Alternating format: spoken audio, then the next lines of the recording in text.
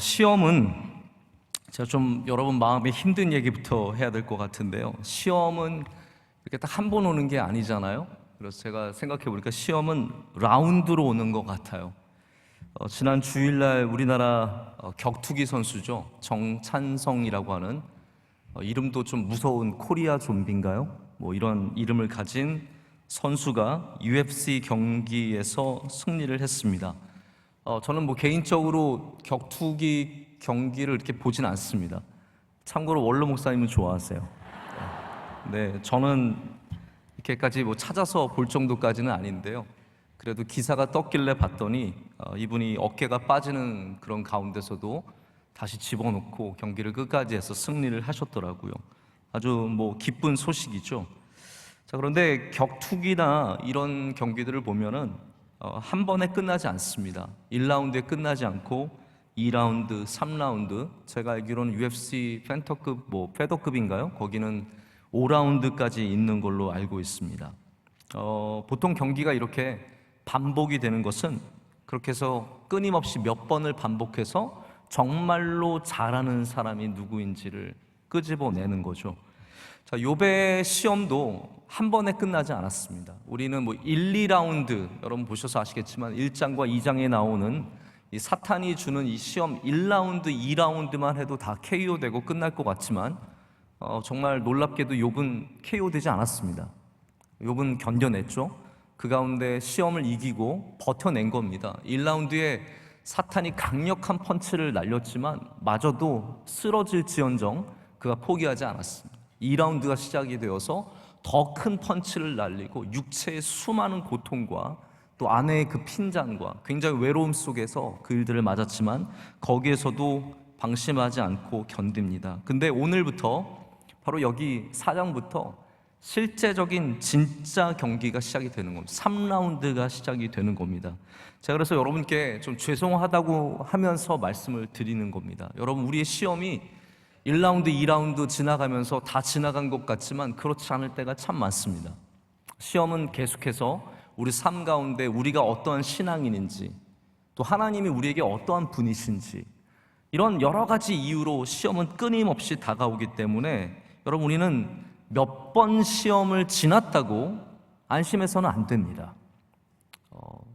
그 가운데 더욱더 우리는 영적으로 깨어 있어야 하고 하나님을 꼭 붙잡아야 합니다.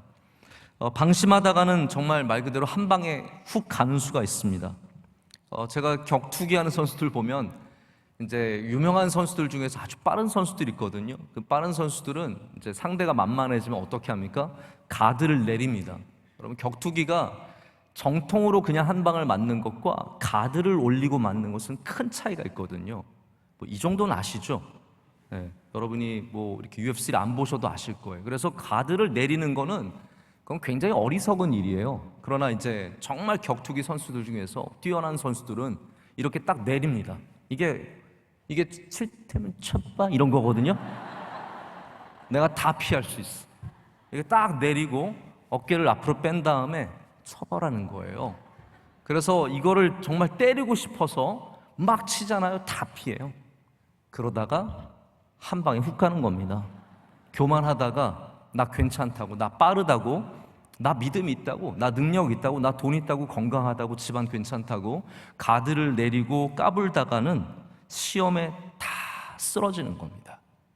얼마나 많은 그리스도인들이, 정말 믿음 좋다고 했던 사람들이, 참 신실하고 귀했던 사람들이 가드를 내리고 그리고 그 시험 앞에서 교만하다가 쓰러지는지를 모릅니다. 우리는 주님 부르신 그날까지, 제가 며칠 전 우리 새벽 예배에도 끝까지 하는 게 중요하다고 말씀을 드렸는데요, 우리는 경주를 마쳐야 합니다. 그러기 위해서는 절대로 교만해져서는 안 되고 이 시험 가운데 깨어있기 위해서 더욱더 기도하고 주님 붙잡고 겸손히 주님 따라가는 주님의 제자들 되어야 할 줄로 믿습니다. 그래서 오늘 말씀은 이제 정말 길고도 긴 3라운드가 시작이 되는 겁니다. 1장과 2장이 굉장히 짧게 적혀져 있어서 그 아픔의 우리가 크기를 상상하기가 어렵지만 3장부터 쭉 이어지는 몇십 장이 이어지는 이 수많은 대화들, 욥의 친구들의 이야기와 욥의 대답의 이야기 속에서 이 욥이 얼마나 외로운 싸움을, 영적인 외로운 싸움을 하는지 모릅니다. 여기 3라운드부터는요, 어떻게 보면은 외면당하는 사람의 싸움, 또 말의 시험. 여러분, 사람들의 말의 시험에 넘어지기가 얼마나 쉬운지 모릅니다. 육체의 시험도 어렵고, 뭐 재산의 손실, 자녀가 안 되는 거, 뭐 건강이, 이런 시험도 다 어렵지만 우리의 마음을 정말로 헤집어 놓는 것들이 사람의 말 아닙니까?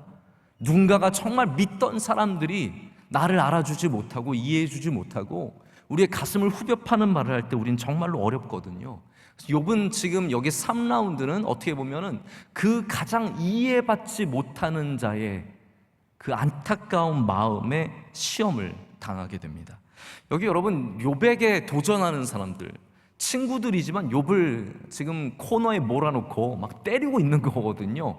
이런 걸 팩트 폭격이라는 말 쓰잖아요. 이 사람들이 보기에는 너는 분명히 죄를 지었을 거야. 너는 분명히 잘못한 게 있어. 야, 세상에 악을 심고 악을 뿌리면 악이 나지. 너 죄를 지었으니까 그런 걸 당한 거지. 어떻게 네가 그걸 당했겠냐. 이러면서 끊임없이 코너에 몰아넣고 때리는 거거든요. 근데 이 때리는 사람들이 나쁜 사람이면 이겨내기가 쉬워요. 여러분, 이런 생각을 해보세요. 나쁜 사람이 덤벼들면 정신적으로 어렵지 않습니다. 왜냐하면 쟤는 나쁜 사람이니까, 악인이니까. 우리 하나님한테 기도할 때도 마음이 편해요. 하나님, 악인을 물리쳐 주세요. 그러면 편합니다. 그러나 정말로 예수님 잘 믿는다는 사람이, 그래서 여러분, 시험을 당해도 교회 안에서 당할 때 어렵잖아요. 왜 저분은 권사님이고 저분은 집사님이고 저분은 목사이고 저분은 장로님인데 왜 저럴까 되면 그게 굉장히 어려운 거거든요. 오늘 나오는 엘리바스도 절대로 우리가 그냥 믿음이 뭐 나쁘다 이렇게 말할 수 없는 굉장히 지혜가 있고 믿음이 있는 사람이지만 그가 말하는 모든 것들이 욥에게 어마어마하게 큰 상처가 되고 아픔이 된다라는 겁니다. 여러분, 우리가 시험을 이겨낼 때는요, 나에게 아픔을 주는 좋은 사람들도 이겨내야 합니다. 할렐루야. 우리 주변에 있는, 하나님 모르겠습니다, 하나님 보시기에 어떤 모습일지 몰라도 그래도 최소한 신앙생활 하면서 하나님을 경외하면서 이렇게 건강한 모습을 가진 사람들이 우리를 공격할 때 우린 더욱더 깨어 있어야 그게 감당이 가능하다라는 거죠. 자, 이 사람들, 뭐 제가 오늘 엘리바스의 말씀을 갖고 나왔지만 이제 3장부터 시작되는 세 친구, 나중에 한 사람 더해지죠. 엘리후까지 더해지면 이 네 사람이 던지고 있는 무기가 뭐냐면 정통신학이에요. 정통. 이 사람들은 정통파예요. 제가 욥기의 처음 시작에 여러분께 욥기가 싸우고 있는 지혜가 바로 보편적인 지혜라고 말씀을 드렸어요. 보편적인 지혜가 뭡니까? 바로 악인은 벌을 받고 의인은 축복을 받는다는 가장 보편적인 잠언과 시편의 지혜가 있잖아요. 근데 욥기는 하나님이 이 세상을 운영하시는 방식이 우리의 공식대로가 아니라 하나님의 주권이라는 것을 말해주는 책입니다. 할렐루야. 그렇기 때문에 우리가 믿는 그 지혜, 착한 일을 하면은 하나님이 복을 주실 것이고 나쁜 일을 하면 우리를 벌하시고, 이거를 넘어선 그 무엇인가를 보여주기 때문에 욥기는 어떻게 보면 정통신학과 대립이 되는 겁니다. 근데 여러분, 정통이라는 말을 잘 이해하시겠습니까? 정통이라는 말이 뭐예요? 자, 여러분은 정통이세요? 아니면 뭔가 좀 약간 헷갈리는 분들이세요? 우리 교회는 정통일까요? 자, 정통이라는 말을 우리는 옳은 것이라고 많이 이제 생각을 합니다. 옳은 것, 바른 것, 혹은 모든 절차를 제대로 밟은 것, 그걸 이제 정통이라고 하는데요.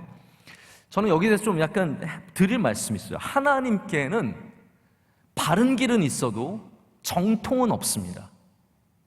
어떤 말씀이냐면요, 하나님이 정통의 방식으로 세상을 운영한다고 생각을 해보세요. 그러면요, 우리같이 별 볼 일 없는 사람들은 쓰임 못 받습니다. 왜냐하면 우리는 정통이 아니거든요. 이해가 가세요? 음악을 할 때 정통은 누굴까요? 우리나라는 너무 정통만 쓰거든요. 뭐 예를 들어서 서울 예고 나와야 되고, 그래서 서울대 나와야 되고, 그래서 이태리에 어디 뭐 밀라노에 어디 가서 뭐 따빠빠빠 이런 거 해야 되고, 막 그거 해서 딱 돌아와서 이 정통을 밟지 않으면 아웃사이더처럼 되는 거예요. 제가 지금 잠깐 눈이 마주쳐서 언급을 하자면 우리 교회에 계신 임정근 장로님께서는 정통이 아니셨는데 정통이 되셨어요. 그래서 놀라운 거예요. 우리 임정근 장로님은 음악도 전공 안 하셨어요. 제가 알기로는 지방대에서 음악도 전공 안 했는데 너무 이태리 가서 음악 너무 잘하시니까 거기서 완전 정통이 돼서 사람들이 정통 시비를 못 걸고, 그러니까 웬만하지 않으면요, 장모님처럼 아예 탁월하지 않으면, 우리나라는 정통이 않으면 명함을 못 내밀어요. 근데 여러분, 정통이 우리 집에 몇 명이나 되겠어요? 하나님은 그렇게 역사하시는 법이 없으세요. 하나님께서 만약에 정통대로만 하셨다면 다윗은 절대로 왕이 못 돼요. 다윗은 막내잖아요. 정통이 아니에요. 라합이 어떻게 다윗의 가문에 들어갈 수 있습니까? 하나님이 정통이시다면 어떻게 기생을 그 다윗의 족보에 넣으실 수 있냐고요. 왜 많고 많은 형들 중에서, 물론 유다가 이제 장자가 되지만 왜 요셉을 통해서 하나님께서 일하시냐고요. 하나님에게는 정통이 없고 하나님의 뜻과 지혜가 있을 뿐이에요. 그래서 우리가 너무 정통주의에 매달리다 보면 진짜 하나님이 뜻하시는 바를 놓칠 때가 참 많습니다. 정통이 옳은 길이 아니라 하나님께서 옳은 길이시래요. 우리의 신앙은 뭐가 봐 이게 정통이래, 아닙니다. 우리의 신앙은 하나님을 쫓아가는 신앙이 되어야 합니다. 예수님을 잘 믿는 신앙이 되어야 돼요. 그게 잘못되면은 마치 무슨 족보를 제대로 밟아야만 무슨 하나님께 쓰임받고 하나님의 귀한 사람이 될 수 있다는 착각을 하게 되는 거죠. 정통적인 길들이 우리를 좋게 하는 것이 아니라 하나님이 우리에게 복을 주셔야 우리가 잘 됩니다. 그래서 여러분도 정통이 아닐 때 걱정하지 마십시오. 하나님께서 은혜 주시면 넉넉히 감당할 줄로 믿습니다. 엘리트의 길을 걸어야만 복받는 것이 절대로 아닙니다. 엘리트가 아니어도 하나님께서는 다 쓰실 수 있고 하나님의 뜻이라면 무엇이든 가능하다는 거죠. 다시 말씀드리자면 여기 엘리바스가 갖고 온 건 정통신학이에요. 엘리바스가 욥에게 말하는 모든 것들은, 자, 하나님은 의인을 축복하시고 하나님은 악인은 저주하시는데 이 신학을 가지고 모든 거에 갖다 드미는 거예요. 그러니까 욥이 가슴이 아픈 거죠. 욥은 다른 상황이잖아요. 그래서 여러분, 아픈 사람에게는 너무 인과응보의 법칙으로만 접근해서는 안 됩니다.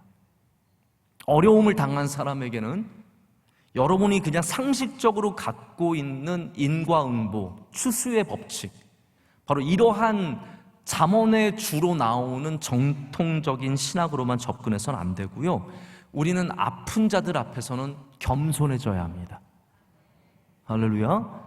고통과 슬픔과 괴로움에 있는 사람들 앞에서는 우리가 겸손해져요. 특별히 해석하는 일에, 가르치는 일에 둔해져야 합니다. 여러분, 목사들이 어떤 병을 갖고 있냐면 답을 줘야 된다는 병을 갖고 있어요. 그러니까 우리 목회자들은 뭔가 이슈가 있으면 거기에 대해서 내가 답을 줘야만 된다고 생각을 하거든요. 어떻게 보면 엘리바스도 그런 입장이에요. 지혜가 있는 사람이니까 내가 무슨 답을 줘야 하는지. 욥이 지금 이렇게 얘기하고, 3장에 욥이 막 자기 어려움을 이야기했잖아요. 나 차라리 안 태어날 걸, 차라리 죽을 걸, 이 괴로움 속에 살아가는 게 너무 힘들다고 얘기하니까 이제 거기에 답을 주려고, 야야 욥 봐라, 네가 고통을 당한 거 그거 빨리 하나님이 벌 주신 거라고 생각하면 마음 편해. 하나님 벌 주신 거잖아. 네가 몰라도 다 네가 죄인이기 때문에 그렇게 된 거지. 그냥 차라리 그걸 받아들여 라고 말을 하지만, 여기 문제는 뭐냐면 욥이 이것을 받아들이고 안 받아들이고 문제가 아닙니다. 다시 말씀드릴게요. 욥이 교만해서 안 받아들이는 것 같잖아요. 그 문제가 아니에요. 욥이 받아들이고 안 받아들이고 문제가 아니라 바로 엘리바스와 그 욥의 친구들이 하나님을 자기 마음대로 해석했다는 데서 있는 거예요. 아무리 맞는 말 같지만 이들이 답을 주기 위해서 하나님을 자기들의 틀 안으로 가져와 버린 겁니다. 하나님이 이런 하나님. 여러분, 우리가 그럴 때가 얼마나 많습니까? 공식이 쉽잖아요. 인과응보의 공식은 얼마나 쉬워요. 그냥 죄 졌으면 벌 받는 거고, 우리가 어려운 일 당하면 뭔가 우리가 잘못한 것이 있고, 그렇게 말하면 굉장히 쉽기 때문에 엘리바스는 이 오묘하신 하나님, 전지전능하신 하나님, 할렐루야, 크고 놀라우신 하나님을 자꾸 우리의 정통적인 지혜로서 묶어버리는 거예요. 여러분, 우리가 어떻게 감히 하나님을 묶을 수 있습니까? 그래서 욥이 이것을 안 받아들이는 게 단순히 욥이 겸손하지 않아서가 아니라 하나님이 그렇게 갇혀서는 안 되기 때문이에요. 할렐루야. 하나님 우리보다 크신 분이십니다. 아니, 그것을 비교로 말할 수 없을 정도로 하나님은 우리보다 훨씬 더 크신 분이라는 거죠. 그래서 여기 욥에게 내놓는 엘리바스의 이야기는 욥이 외치는 그 고통의 소리에 반응하는 내 신앙의 모습이에요. 하나님이 아니라 내 신앙이 말하는 하나님, 내 신념이 말하는 하나님, 거기에 대해서 지금 내어놓고 있기 때문에 문제가 많다라는 거예요. 여러분, 오늘 이 욥의 친구의 이야기가, 엘리바스의 이야기가 중요한 게 또 있습니다. 이거를 보면 우리들도 이와 비슷하다라는 것을 느낄 수 있기 때문이에요. 사실은 엘리바스의 이야기를 읽으면서 공감이 가는 내용이 많아요. 욥의 친구들의 이야기를 읽어보면 은근히 공감이 가는 게 참 많습니다. 다시 말씀드리자면 굉장히 그럴싸한 이야기들이라는 거죠. 우리가 이해하는 하나님은 엘리바스가 이해하는 하나님과 굉장히 비슷합니다. 여러분, 생각해 보십시오. 내 미약은 시작하였으나 내 나중은 심히 창대하리라. 이거 얼마나 멋진 말이고 얼마나 그럴싸한 말입니까? 이게 이상하게 들리세요? 아니에요. 이거 이상하게 들리지 않아요. 이게 우리가 생각하는 하나님이 역사하시는 방식이거든요. 근데 이게 욥의 친구들이 이해했던 하나님이라는 거예요. 자, 이걸 제가 한번 짚고 넘어가야 돼요. 왜냐하면 이 말씀이 정말 유명한 말씀이고, 우리 찬양으로 부를 때도 이런 찬양 부를 때마다 눈물 확 나. 왜냐하면 우리 다 미약하니까. 우린 다 미약하니까 크고 싶은 마음이 있어가지고 이런 찬양 부르면 너무 감동이 되고 은혜가 되거든요. 근데 이 찬양의 문제점은 이렇게 생각해 보시면 좋을 것 같아요. 이 말씀이 잘못된 건 아닙니다. 여러분의 시작이 미약하였지만 나중이 심히 창대할 줄로 믿습니다. 아멘 하시. 굉장히 헷갈리시죠? 제가 아멘 하시기를 원해요. 왜냐하면 그 말이 틀린 말이 아니에요. 그 말이 틀린 말이 아니라 그것을 말하는 사람이 틀린 거예요. 하나님은 그렇게 역사하세요. 내 시작은 미약하였으나 내 나중은 심히 창대하리라. 하지만 이 말씀을 들고 와서 욥에게 갖다 들이미는 사람이 폭력적이고, 그리고 그가 갖고 있는 이해가 부족하기 때문입니다. 여러분, 그래서 이 말씀은 좋은 말씀이니까 받아들이세요. 집에 가서 갑자기 야 이거 띄워 그러지 마세요. 집에 붙여져 있는 사람 되게 많고요. 가게 가면 우리 교인들 다 붙여져 있어요. 네, 시작은 미약하였으나 내 나중은 심히 창대하리라. 얼마나 은혜돼. 볼 때마다 열심히 해야지. 떼지 마세요. 그러나 거기에 바른 믿음을 가져야 합니다. 우리가 믿는 하나님은 우리의 생각과 우리의 지혜에 갇힐 수 없다라는 것을, 하나님의 뜻은 크고 위대하다라는 것을, 그것을 인정할 때 그 말씀조차도 우리에게 실제가 되고 은혜가 될 줄로 믿습니다. 자, 엘리바스는 욥에 대해서 훈계하기를 지금 즐거워하고 있습니다. 이게 문제라고 생각해요. 훈계하는 것을 너무 즐거워하면 안 됩니다. 특별히 위로의 마음이 충고의 마음으로 너무 쉽게 전환되면 안 됩니다. 이것이 첫 번째 이야기입니다. 처음에 함께 우는 마음으로 7일을 울었죠. 아무 말이 없는 욥에게 와서 7일을 울었지만 욥이 한마디 하니까, 제가 이제 재밌는 건 뭐냐면 욥이 한 장 얘기했잖아요. 네? 욥이 한 장 얘기했는데 엘리바스가 몇 장 얘기하게 해요? 2장 얘기합니다.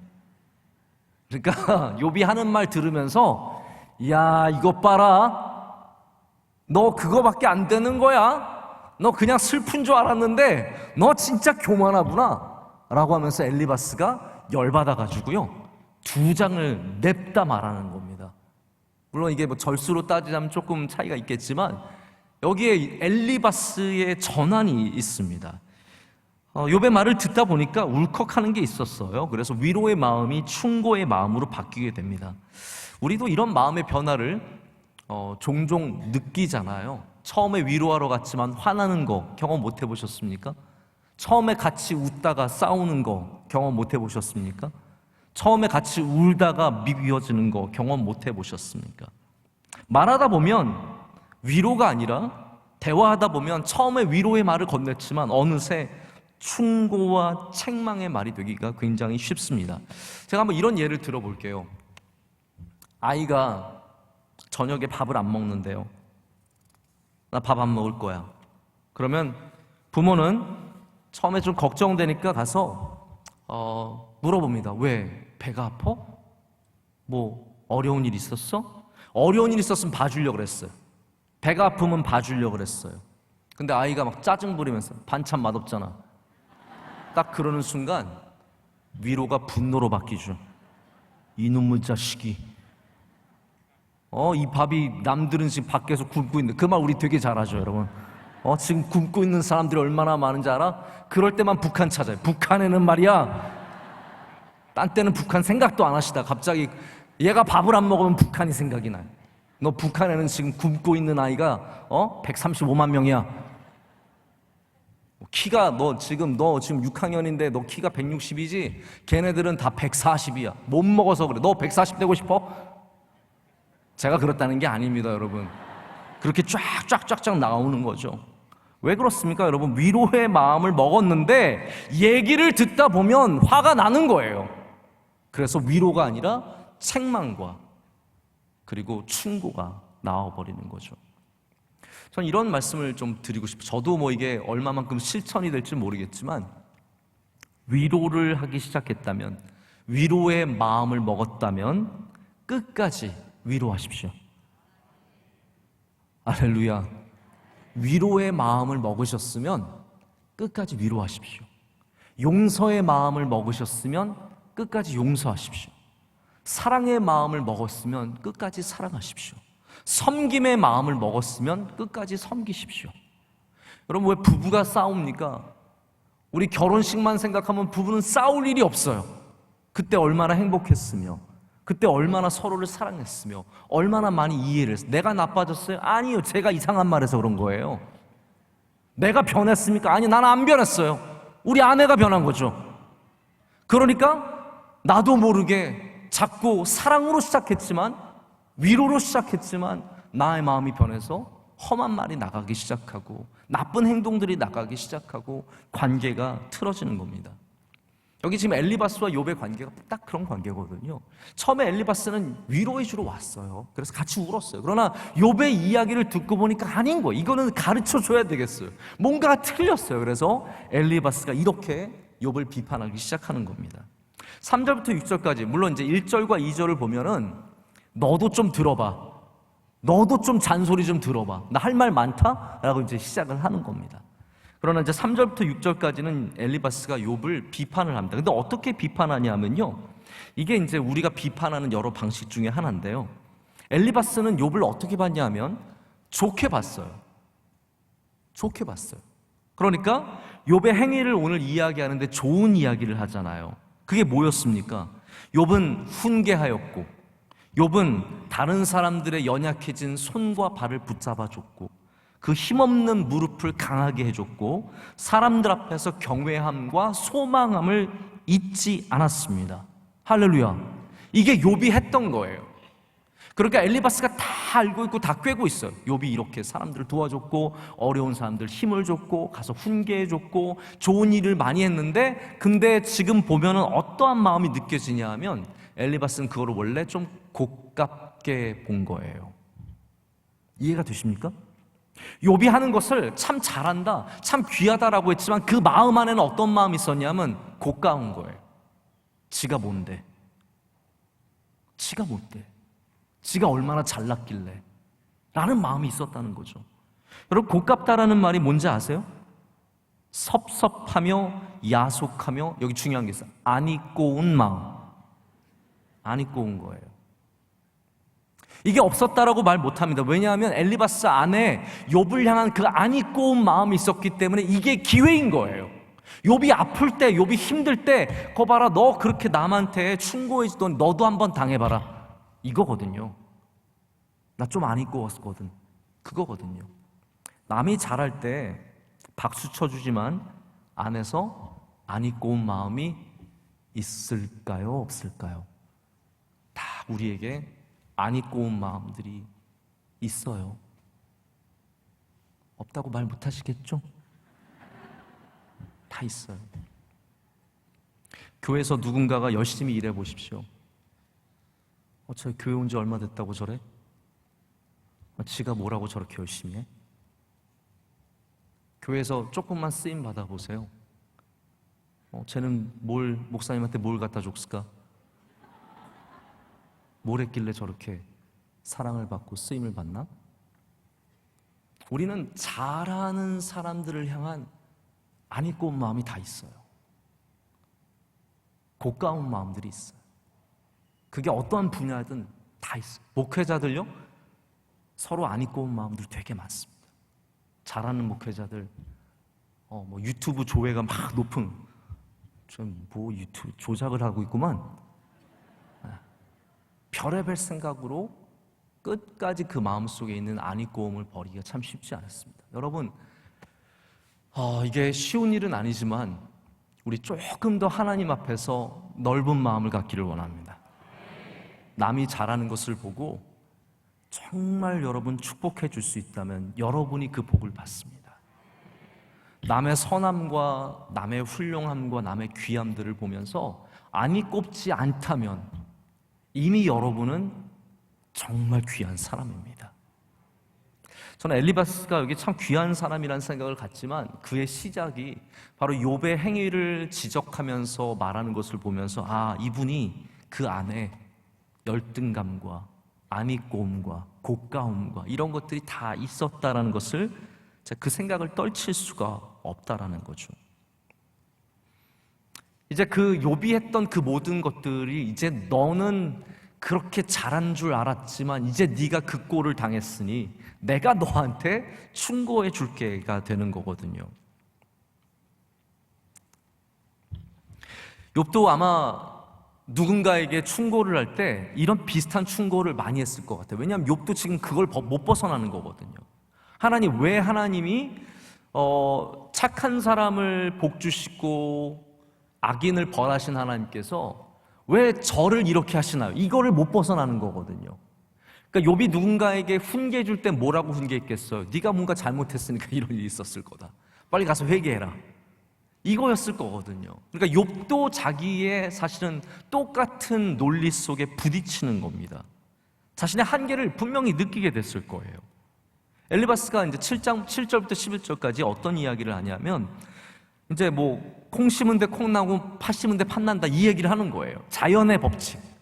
자연의 법칙이라는 것이 그렇잖아요. 사자가 사자를 낳지, 호랑이가 호랑이를 낳지, 콩이 심으면 콩이 나지, 악을 심으면 악이 나는 것이고 이게 다 인과 응보의 자연의 법칙들을 이야기하는 겁니다. 그 자연의 법칙을 우리가 아무리 능력 있어도 깰 수 없다는 거예요. 이해가 되시죠? 욥이 아무리 능력이 있어도 이 법칙을 깰 수 없기 때문에 하나님의 법칙도 깰 수 없다는 거예요. 다시 말하자면 그렇기 때문에 욥은 너는 당연히 죄인이다라고 말하는 거예요. 자, 다시 말씀드릴게요. 이거를 이해하신 듯 못 이해하신 듯 굉장히 듣고 계시기 때문에 엘리바스의 주장은 이겁니다. 자연의 법칙은 절대로 깨지지 않죠. 그것이 무엇을 심고 거두는 데서도 나타나고 동물도 마찬가지예요. 사자가 이가 부러지면 나중에 사자 이야기가 좀 나오는데 이게 헷갈리거든요. 이 뜻이에요. 강건한 사자가 이가 부러지면 먹을 것을 구할 수도 없고 그가 돌봐야 하는 그 새끼들도 봐주지 못해서 걔네들 다 뿔뿔이 흩어져서 약한 대로 노출된다는 거예요. 다시 말하자면 강한 사자라도 이가 부러지면 아무것도 할 수 없듯이 우리 인간이 갖고 있는 수많은 지혜와 수많은 능력들이 있지만 이게 우리가 그 법칙들을 절대로 깰 수 없다라는 거예요. 깰 수 없다라는 거, 한마디로 말하자면. 그리고 욥에게 너는 깰 수 없는 그 법칙 속에 있기 때문에 너는 죄인이다라고 결론을 내리는 거거든요. 근데 여러분, 이 7절 말씀부터 시작되는 이 이야기가 맞는 것 같아요. 자연의 법칙은 사실 그렇잖아요. 뿌린 대로 거두는 것이 맞잖아요. 그런데 예수님은 그렇게 안 가르치셨어요. 예수님이 고통에 대해서 어떻게 말씀하십니까? 예수님께서 모든 것을 죄라고 말씀하시던가요? 아니잖아요. 예수님께 혈루병 걸린 노인이 와서 만졌을 때 이 죄이라 그러셨어요? 아니에요. 예수님께서 모든 병들과 모든 아픔들을 죄로 취급하지 않으셨습니다. 특별히 이제 요한복음 9장을 보면 거기에 한 눈먼 사람이 나오잖아요. 눈먼 사람이 나와서 예수님께 고쳐달라고 했을 때 예수님께서 그를 고쳐주시잖아요. 제자들이 묻잖아요. 예수님, 저 사람이 눈이 먼 것은 저 사람의 죄 때문입니까? 아니면 부모님의 죄 때문입니까? 그것도 아니라는 거예요. 예수님, 그게 아니라는 거예요. 너희들이 생각하는 그 당연한 것들, 우리가 생각하는 그 아픔에 연결되어 있는 당연한 신학적인 모든 고리들을 떼어야 된다는 거예요. 우린 하나님 앞에 해석에 있어서 겸손해져야 합니다. 할렐루야. 우리는 무슨 아픔과 고통과 실패를 보면은 거기에 당연한 것들이 걸려 있는 줄 알죠. 그게 우리의 신앙의 능력이라고 생각해요. 내가 이만큼 알고 있다, 내가 이만큼 경험했다. 아니라는 거예요. 주님께서는 네가 유대인들이 아무리 우리의 장애가 죄 때문이라고 이야기를 하여도, 우리의 실패가 악행 때문이라고 이야기하더라도 하나님의 뜻이 다 따로 있다라는 거예요. 할렐루야. 하나님의 뜻이 있다라는 거예요. 그러니까 우리가 바라봐야 할 것은 하나님이 이것을 갖고 계시다라는 것이지, 그것을 우리 마음대로 이렇다 저렇다 해석할 필요가 없다라는 거예요. 엘리바스는 이제 환상까지 인용합니다. 그래서 자기가 환상을 봤다는 거예요. 막 나타나가지고 막 기운이 있어가지고 바람 같은 영이 나타나가지고 한마디를 해주죠. 이것도 엘리바스가 엄청 허풍 떠는 겁니다. 한마디로 말하자면 이 이야기를 하려고 정말 자기가 굉장히 영적인 사람인 것처럼, 여러분, 그래서 누가 너무 영적인 사람인 것처럼 무엇인가를 얘기할 때 경계하십시오. 여러분이 그렇게 얘기하고 다니세요? 누가 막 와서 내가 기도를 했는데 말이야, 집사님 뭐 봤어? 그럼 우리는 막 뭘 봤는데 나중에 얘기해 줄게. 그럼 지금 얘기해 줘. 아니야, 조금만 참아봐. 한 일주일만 나중에 얘기해 줄게. 그럼 막 애가 탑니다. 일주일 동안 문자, 집사님 다시 한번 생각해. 그냥 얘기 좀 해줘봐. 막 이야기. 여러분, 나중에 얘기해 줄 때 그러면 뭐라고 대답을 해야 되냐면, 이야기하지 마 그러세요. 너만 알고 있어. 그냥 난 몰라도 돼. 모르셔도 됩니다. 하나님께서 정말 하실 말씀 있으시면 여러분한테 직접 전화하실 테니까 전화나 잘 받으세요. 하나님께서 여러분의 기도 가운데 응답해 주시고, 할렐루야, 말씀 가운데 응답해 주시고, 여러분 하나님 붙잡으면 하나님께서 여러분에게 직접 응답해 주십니다. 왜 저 멀리 있는 누가 왜 기도하고 자꾸 왜가 자꾸 나오는데 왜 그런 사람들을 붙잡고 다닙니까? 엘리바스도 지금 굉장히 영적인 이야기를 하는 것 같지만 자기 하나님께서 나타나셔서 이런 얘기 하셨겠어요? 너 요백에 가서 이렇게 전해라? 아니에요. 하나님께서 그렇게 역사하시지 않잖아요. 근데 엘리바스는 대단한 영적인 경험을 한 것처럼 17절 말씀을 이야기하는 거예요. 17절 말씀 우리 다 같이 함께 읽겠습니다. 사람이 어찌 하나님보다 의롭겠느냐? 사람이 어찌 그 창조하신 이보다 깨끗하겠느냐? 아멘.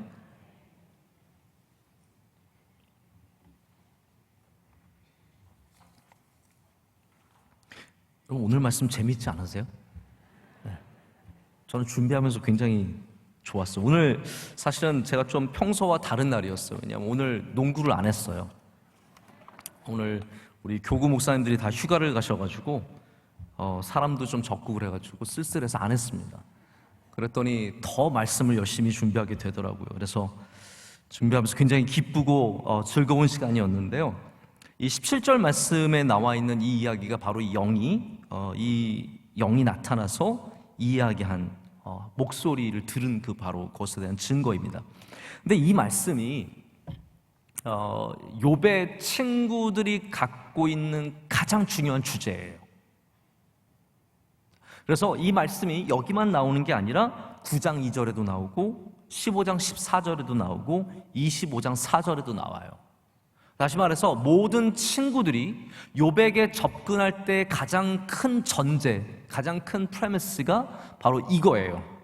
사람이 어찌 하나님보다 의롭겠느냐?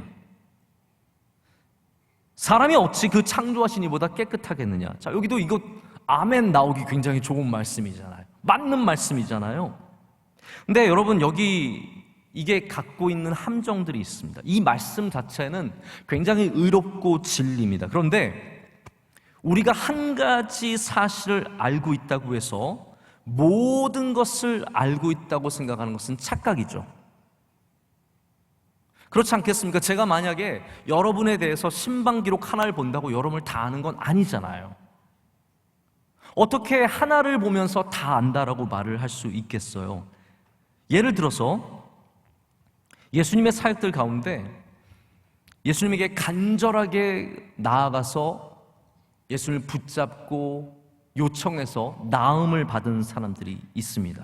자, 그걸 우리가 보통 우리에서 어떤 개념으로 이야기를 하죠? 지성이면 감천이라. 이게 뭐예요? 정성을 들이면 하늘이 감동을 한다는 거잖아요. 지성이면 감천이라.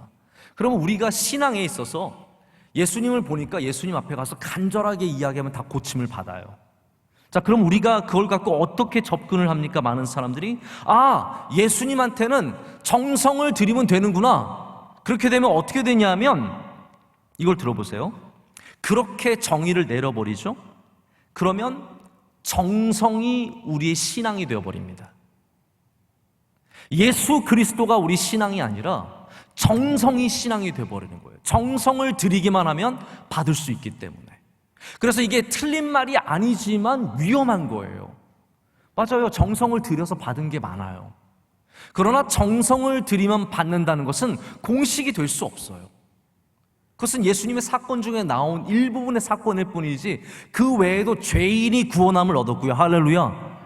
마지막 순간에도, 여러분, 그러면 마지막 순간에 예수님 곁에서 십자가에 죽은 그 강도들을 생각하면 그럼 뭐하러 우리 이렇게 교회 다니고 그럽니까? 그냥 마지막에만 예수님 믿으면 되지.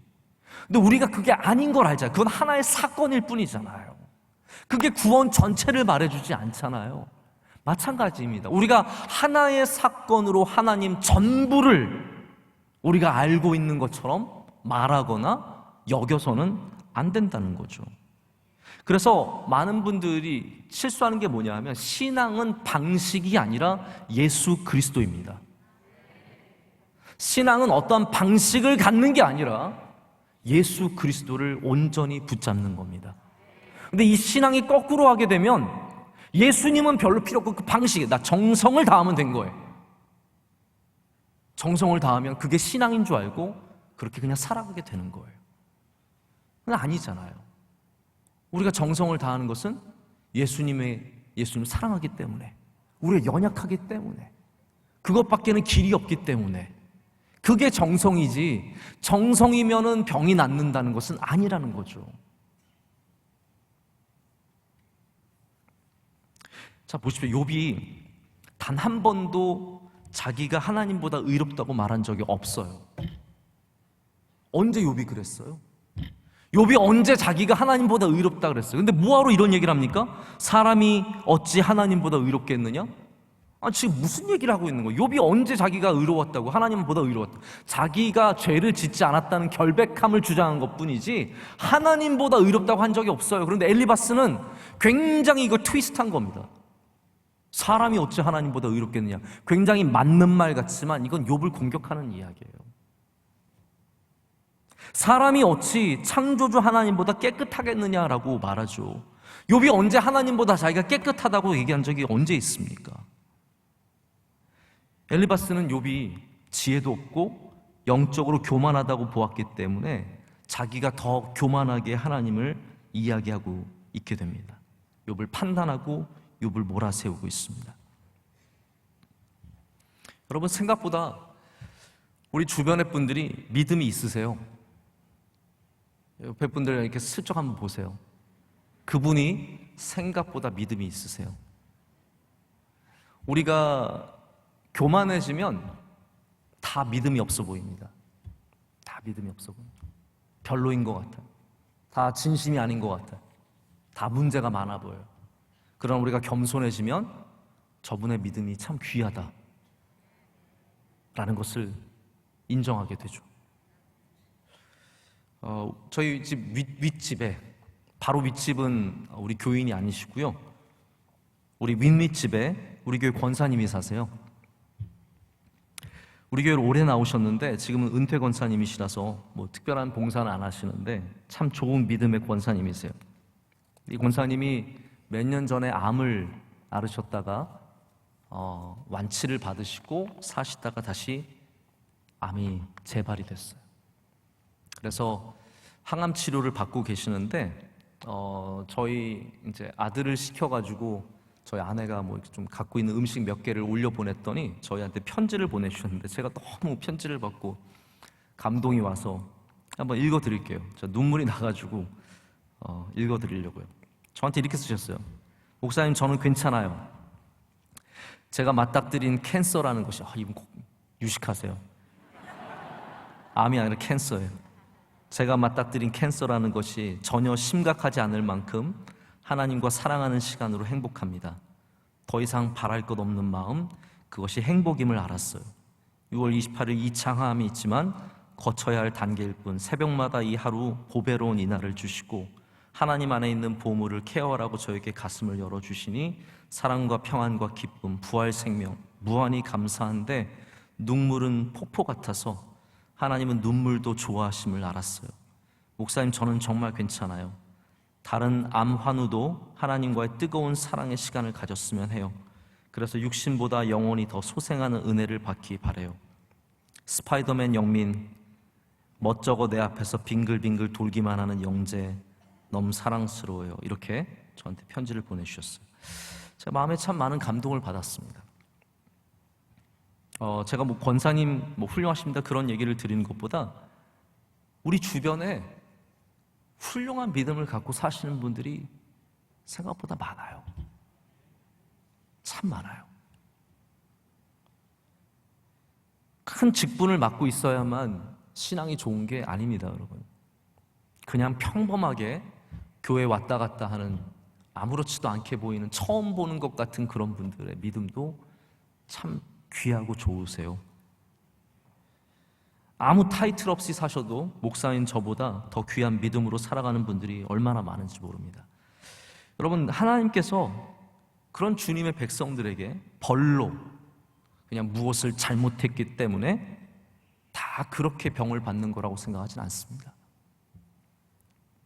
물론 이것도 하나님의 주권이기 때문에 제가 마음대로 판단하지는 않습니다. 뭐 벌로 받을 수도 있겠죠. 하지만 모든 어려움과 환난과 고난과 아픔들을 우리가 죄인이기 때문에 깨끗하지 않기 때문에 하나님 앞에서 교만해서 다 받는다라고 말할 수는 없다는 거죠.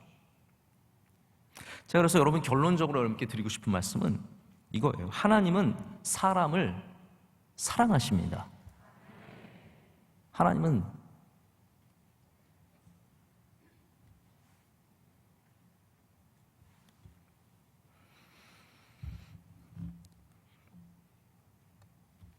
그래서 엘리바스가 18절에 이제 하나님에 대해서 또 이런 얘기를 하거든요. 하나님은 그의 종이라도 그대로 믿지 아니하시며 그의 천사라도 미련하다 하시나니. 이게 주일날 여러분 제가 소전제와 대전제 말씀드렸던 거 기억나세요? 왠지 그게 기억이 나시죠? 훌륭한 학생들이라서 기억이 나실 거예요. 소전제에서 대전제로 가는 게 유대인의 어떠한 논리잖아요. 그러니까 엘리바스도 같은 논리. 하나님께서 그의 종들도 믿지 아니하시며 천사들도 나무라시는데 하물며 땅으로 집 짓고 사는, 땅에 사는, 하늘로 집 짓고 사는 천사들이 아니라 땅으로 집 짓고 사는 티끌과 같은 우리들을 하나님께서 나무라지 않으시겠냐라는 거죠.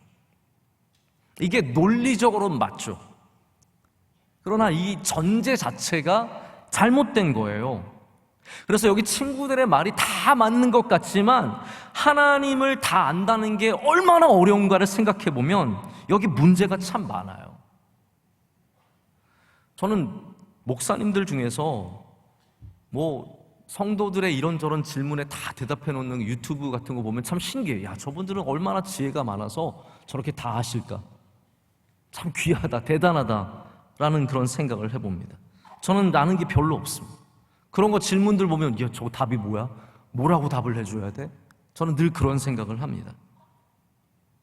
그러나 여러분, 다만 하나님이 그의 종을 그대로 믿지 아니하시고 그의 천사라도 미련하다라고 말씀하신 하나님이라고 저는 말하기가 굉장히 어렵습니다. 이거는 엘리바스가 생각하는 하나님이에요. 여러분, 하나님께서 그의 종을 믿지 못하셨습니까?